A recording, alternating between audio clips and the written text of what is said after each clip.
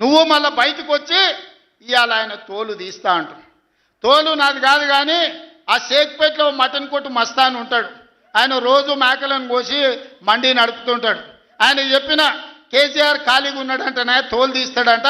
నీ మటన్ కొట్టు మస్తాన్ దగ్గర ఇంత నౌకరీ ఇయ్యండ్రి, ఇంత బోటో కూరనో పోయేటప్పుడు ఈయన బొక్కనో. ఎందుకంటే కోసిన వాళ్ళకు మామూలుగా తోలు తలకాయలు ఇస్తాం కదా మనం ఇంటికాడ దసరా పండుగ అప్పుడు. అవునా?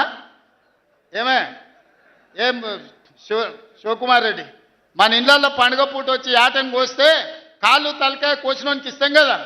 ఇక మటన్ కొట్టు మస్తాన్ కూడా చెప్పిన ఆ కేసీఆర్ ఖాళీగా ఉన్నాడంటేనే 2 ఏళ్ళు ఫామ్ హౌస్లో ఏం చేస్తుండంటే తోలు తీసేది ప్రాక్టీస్ చేసిండంట. తోలు బాగా తీస్తాడంట.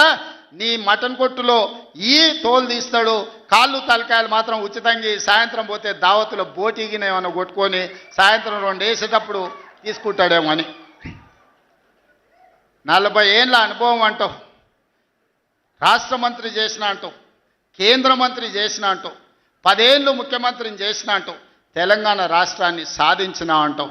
నేను ఆడ ఫ్యూచర్ సిటీ కడుతున్నాను అంటే తొక్క తోలు వాడెవడో వస్తాడంటే వంతారనా బొంతారనా ఇవనే